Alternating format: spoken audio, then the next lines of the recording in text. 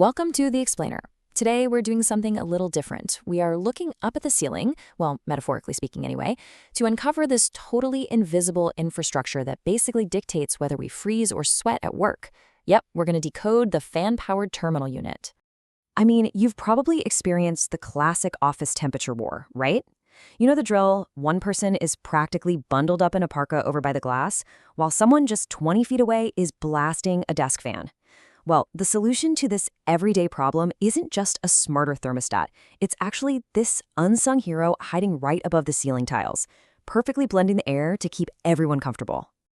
Okay, let's dive into this. Here is our roadmap for today's explainer. First, we'll meet the fan-powered terminal, look inside the mixing chamber, compare series versus parallel configurations, solve the winter heating problem, and then finish up with smart design and commissioning. So let's get right into Chapter 1, Meet the FBTU, Variable Air Volume. So what is this thing? A fan-powered terminal unit, or FPTU, is essentially this highly specialized box right in your HVAC network. It's a really key component of a variable air volume system, and what makes it so special is that it uses a small internal fan plus a mixing chamber to take primary air from the main air handler and blend it with return air from the ceiling plenum. Honestly, this localized mixing is the secret sauce here. It allows for incredibly precise temperature and airflow control in individual zones. So what's actually inside this box making all that precise control happen? Let's look under the hood in Section 2, the mixing chamber inside the unit. Inside each unit, you've got this really tight assembly of hardworking parts. You have a primary air damper with a flow sensor that controls the main air coming in. Then there's the fan section, which is usually powered by a super efficient ECM motor. You've got an induction opening pulling in the return air, and this is crucial, there's often a reheat coil in there, which could be electric or hot water.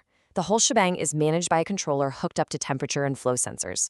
Oh, and they usually pack in some sound insulation and filters just to keep things nice and quiet and clean. You can kind of think of this mixing chamber as your own local weather station. The terminal gets cool, dry air from the main air handler and then blends that with warmer return air from the ceiling plenum. This tempers or balances the air being discharged. Now, if your specific zone happens to need some extra heating, bam, that reheat coil kicks on to add warmth. And the internal fan, that just ensures the blend stays perfectly steady and maintains proper airflow, even if the primary air volume from the main system drops way down. Hey, this goes way beyond just temperature. It's about health and air quality too. Some units, like the Titus TFS model, actually feature a dedicated indoor air quality, or IAQ connection. This is a real game changer because it allows them to introduce conditioned outside air directly into the terminal unit. It's fantastic for helping buildings meet really strict ventilation codes, like ASHRAE Standard 62.1. It basically ensures that even when your primary airflow is reduced, your zone is still getting the exact required minimum of fresh outdoor ventilation. All right, now we reach the big engineering showdown. Let's look at Section 3, Series versus Parallel, comparing configurations. So we've got series versus parallel, and the main difference here is really all about how the fan operates. In a series FPTU, the fan sits right smack in the main airstream. Literally, all the supply air has to pass through it, meaning that fan is running continuously during occupied hours just to push a constant volume of air into the room. A parallel FPTU, on the other hand, sits off to the side. During cooling, the fan actually stays completely off, and air flows directly from the duct. The fan only kicks on when heating is needed, drawing in that warmer air from the ceiling. Let's move to how this builds into real-world applications, because honestly, these mechanical differences mean they're used in totally different parts of a building. Series units, they're absolutely perfect for interior core zones. Think the very middle of the building, where you need steady, constant air movement throwing out of those ceiling diffusers. Parallel units, though, are the absolute champions of the perimeter zones near the windows. They give you much quieter cooling, lower energy use since the fan isn't running constantly, and excellent on-demand heating control when that window area inevitably gets chilly. Which brings us perfectly to Chapter 4, the winter heating problem and climate challenges. You know, climate pretty much dictates everything in HVAC design. In cold regions like the Northeast, the Midwest, or the Pacific Northwest, buildings lose a ton of heat through those perimeter walls and windows. So you're going to see a heavy use of parallel FPTUs to combat that exact heat loss. But in warm climates like Florida or Southern California, you rarely need intense perimeter heating, so engineers generally just stick with standard VAV boxes. And in mixed climates, well, you'll see a blend, often leaning on series units just to ensure consistent ventilation year-round.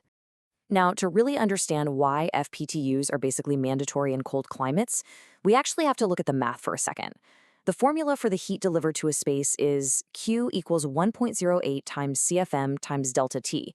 Or, in plain English, the heat you can deliver in BTUs per hour equals a constant multiplied by your airflow, multiplied by the temperature difference between the air you're pumping in and the current room temperature. The big takeaway here, airflow is a massive multiplier. Now, what's really interesting here is the massive jump in heating capacity you get. This math completely proves the necessity of the FPTU. Let's say your winter ventilation minimum is just 200 CFM. Well, at a standard temperature rise, that only delivers about 6,000 BTUs of heat. But your freezing window perimeter zone, it might demand 12,000 BTUs. You're falling way short. But watch this. When the FPTU fan turns on, it draws in that extra plenum air, instantly boosting your airflow up to, say, 600 CFM. Without needing any extra primary air from the central system, your heating capacity absolutely skyrockets to over 18,000 BTUs. You easily cover the load. It's kind of brilliant.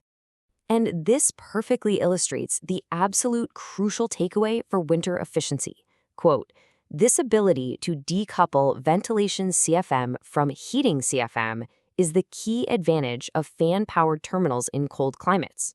End quote. They literally allow you to heat exactly where you need it by dynamically increasing the air volume locally without messing up the ventilation balance for the rest of the building. Okay, let's move into our final chapter, Section 5, Smart Design and Commissioning Units. We definitely want to ensure these don't turn into installation disasters. We usually picture these units hanging overhead, right? And in an overhead system, just like we discussed, parallel goes to the perimeter, series goes to the core. But FPTUs are also used in underfloor air distribution systems, or UAAD. In this setup, they are placed entirely beneath raised floors, locally mixing and heating the air near the perimeter from the ground up. But here is the catch. You absolutely must design the floor with removable panels. I mean, maintenance crews have to be able to actually get down there for service, or you're going to have a huge headache on your hands. Finally, just installing them isn't enough. They have to be commissioned properly. So here is a rapid-fire checklist of common pitfalls you really need to avoid on site. Number 1, verify your primary airflow calibration and actually make sure the fan is rotating the right way. 2, trend the zone temperatures right alongside the valve positions to ensure everything is reacting in sync. 3, avoid short-cycling your parallel fans. You do not want them turning on and off too rapidly. 4, double-check that your minimum flows actually meet building code. And 5, please do not overlook acoustics. Specify those ECM motors and use attenuators, or else your nice, quiet office is going to sound like a wind tunnel. So we've unpacked the mixing chambers, settled the series versus parallel debate, and looked at the undeniable mathematical power of decoupling ventilation from heating.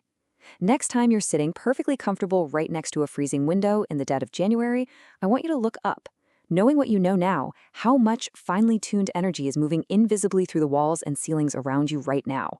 Makes you think, doesn't it? Thanks for joining me on this explainer. Keep learning, and I'll catch you on the next one.